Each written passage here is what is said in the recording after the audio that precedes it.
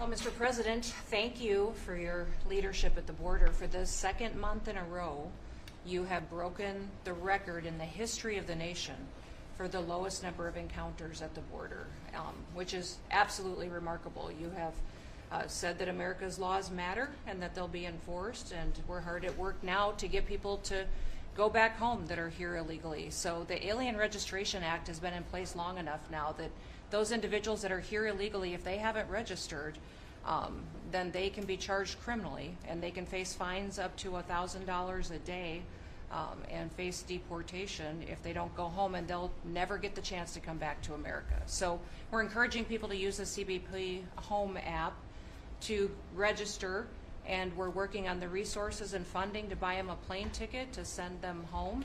I went to El Salvador, Colombia, and Mexico, and those countries and others are thinking about setting up programs to support these individuals when they get back to their countries. So when they get there, they'll have housing and food assistance, and so making sure that these folks have the opportunity to go home so that they can get the chance to come back to America is important. And so it's a very big self-deport operation that we're starting. Thousands of people have already Yeah. self-deported. Well, we're just going to, when you got 21 million people that need to go home because they're here breaking our laws, then we need to facilitate that. And I've been working with the governors a lot lately on several different issues. One of them has been on FEMA for recommendations on how to do exactly what you've directed us to do. And then also I sent a letter and communicated with them that they need to be setting up a Skiff.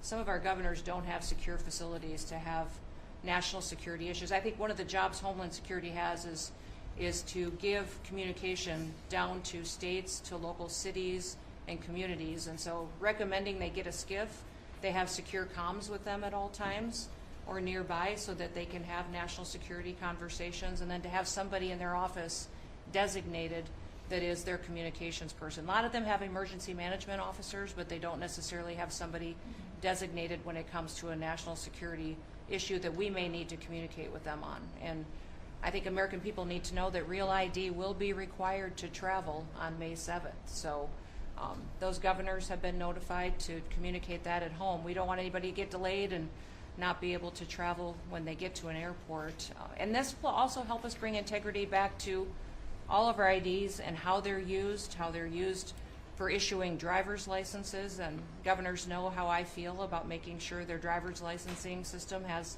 integrity, because a lot of people use their driver's license to vote. And the backbone of our country and the foundation is election integrity. So we're giving all those directions to our governors and communicating that so they can lead on it as well. And we're going to work with people so that if they go out in a nice way,